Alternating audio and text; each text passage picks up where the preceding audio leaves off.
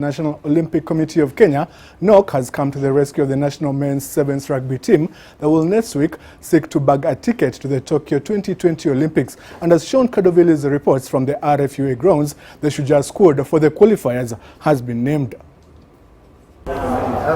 Just as was the case for the women's sevens rugby team, the National Olympic Committee of Kenya will fund the men's team to travel for next week's 2019 Africa Sevens in South Africa that doubles up as a Tokyo 2020 Olympics qualifier. In view of the circumstances which are prevailing across the country in terms of the economy and difficulties, we are in discussion before the team leaves to see what lead to support, if any, we can be able to do, and we've already called for an executive meeting to consider that matter. A day after the Kenya Rugby Union offices were raided by auctioneers over unpaid debts, KRU officials are pointing fingers at Sports Principal Secretary PS Kaberia for lack of funding of the national teams. You know, the Sports Fund has actually sat and approved for the funding. So we don't really get any feedback as to why the cash is not being released. Nobody can tell us.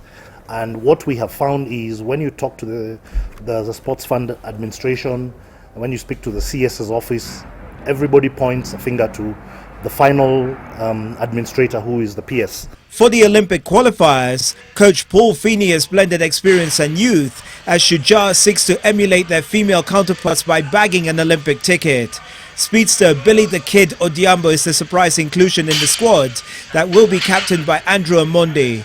Youngsters Vincent Onyala, Daniel Tabu and Johnston Olindi, who won the Safari Sevens with the Morans, also make the cut. We'll focus on what we can do as a team. We'll let the union focus on the rest of the things that will be player welfare. We have let it for the union because we really need to perform very well to be able to get the sponsors to come in, and this is a role that we have decided to play as a team, and we are really focusing on that. The 2019 Africa Sevens takes on a new format that will see teams start from qualifying rounds before proceeding to pooling based on merit. So it is a crucial time for the men's and women's national sevens teams. We've got the Olympic qualifiers just around the corner for the men's team. And of course the Dubai Sevens happening on the first week of December for both the men's and women's teams. And they can't afford any distractions in the background.